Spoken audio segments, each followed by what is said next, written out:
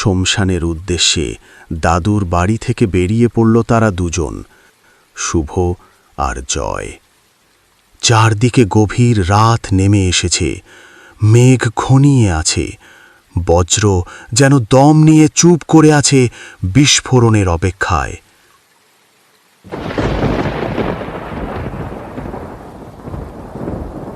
বৃষ্টির ফোঁটা তাদের ছাতার উপর পড়ে টক টক শব্দ করছে।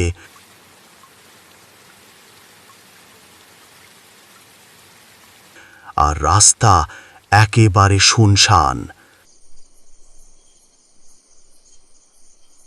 চারপাশে কুয়াশার মতো বৃষ্টির ধোঁয়া, বাতাসে কেমন একটা পচা গন্ধ, যেন অনেক পুরনো কিছুর মৃত্যুর গন্ধ।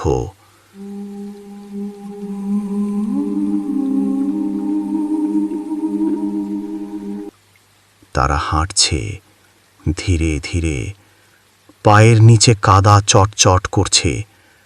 রাস্তার দুপাশে শুধু ভেঙে পড়া গাছপালা আর ভেঙে পড়া দেয়াল।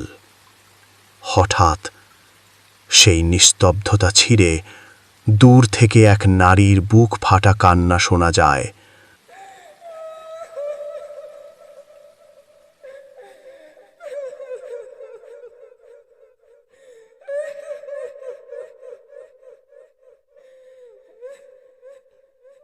শুভ কাঁপা গলায় বলে, এই, তুই শুনলি?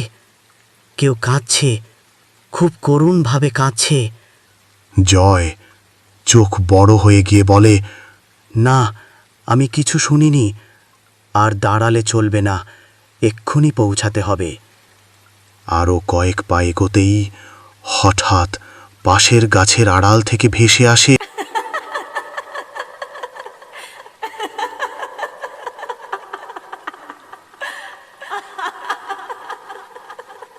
সেই বিকৃত হাসি। শোনার পর শুভ হঠাৎ দাঁড়িয়ে পড়ে বলে, এই শব্দটা কি? তুই শুনলি? তারা থেমে যায়, চারপাশে তাকায়। হঠাৎ এক ছায়ামূর্তি সামনের গাছের আড়াল থেকে বেরিয়ে আসে। চুল ঝুলে আছে, চোখ দুটো লালচে, যেন ধ্বংস হয়ে যাওয়া কোনো প্রাণী তাকিয়ে আছে তাদের দিকে।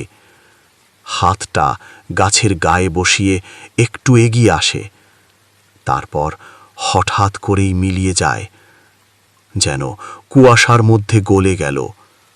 ঠোঁট কাঁপে বলে, এটা কি মানুষ ছিল, না কিছু কিছু অন্য কিছু?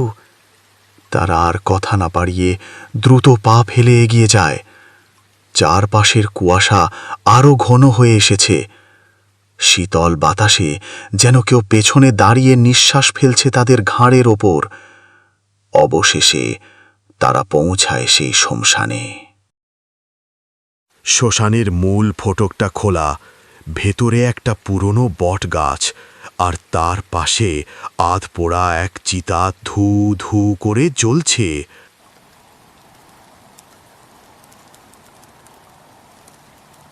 চারদিকে সাদা ধোঁয়া আর কুয়াশায় কিছুই স্পষ্ট দেখা যাচ্ছে না। আষাঢ় মাসের রাত, আকাশে মেঘের গর্জন, আর মাথার উপরে বৃষ্টির ঝমঝম শব্দ।